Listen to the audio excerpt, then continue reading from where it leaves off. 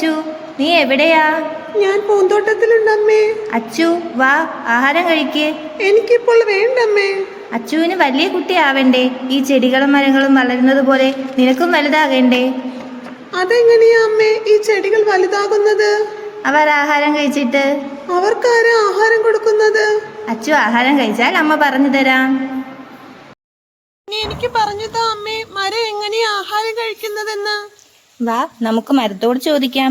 മരമേ മരമേ, നീ എങ്ങനെ ഇത്രയും വലുതായത്? എന്റെ അച്ചുവിനൊന്ന് പറഞ്ഞു കൊടുത്തേ. ഹായ് അച്ചു, ഞാൻ എങ്ങനെയാ ഇത്ര വലുതായതെന്ന് നിനക്ക് പറഞ്ഞു തരാം. Hi hi. അച്ചു, എനിക്ക് കുറച്ച് കൂട്ടുകാരുണ്ട്. അവരുടെ സഹായത്തോടെയാണ് ഞാൻ ഇത്രയും വലുതായത്. ആരൊക്കെയാ കൂട്ടുകാർ?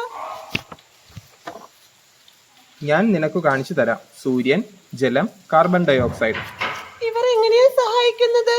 സൂര്യപ്രകാശത്തിന്റെയും കാർബൺ ഡയോക്സൈഡിന്റെയും ജലത്തിന്റെയും സഹായത്തോടെ കൂടി ഇലകളിൽ വെച്ചാണ് ഞാൻ ഭക്ഷണം ഉണ്ടാക്കുന്നത്. ഇലകളിലോ? അതെങ്ങനെയാ? ചെടികളുടെയും മരങ്ങളുടെയും ഇലയിൽ ക്ലോറോഫിൽ എന്നൊരു പിഗ്മെന്റ് ഉണ്ട്. ഈ പിഗ്മെന്റ് സൂര്യപ്രകാശത്തെ ആഗിരണം ചെയ്യുന്നു. അങ്ങനെ ഇവിടെ ഒരു രാസപ്രവർത്തനം നടക്കുന്നു. ഈ രാസപ്രവർത്തനത്തിന്റെ ഫലമായി ചെടികൾക്ക് ആഹാരവും ജീവജാലങ്ങൾക്ക് ശ്വസിക്കാൻ ഓക്സിജനും കിട്ടുന്നു. സൂര്യപ്രകാശം ഇല്ലെങ്കിൽ ഈ രാസപ്രവർത്തനം നടക്കുമോ? ഇല്ല. സൂര്യപ്രകാശത്തിന്റെ സഹായത്തോടെ നടക്കുന്ന ഈ രാസപ്രവർത്തനത്തെ വിളിക്കുന്ന പേരെന്താണെന്നറിയാമോ? ഇല്ല. പ്രകാശ രാസപ്രക്രിയ. ഇപ്പോ മനസ്സിലായോ? മരങ്ങൾ എങ്ങനെയാ വലുതാകുന്നതെന്ന് മനസ്സിലായി അമ്മേ. എങ്കിൽ വാ, നമുക്ക് വീട്ടിലേക്ക് പോവാം. ശരി അമ്മേ.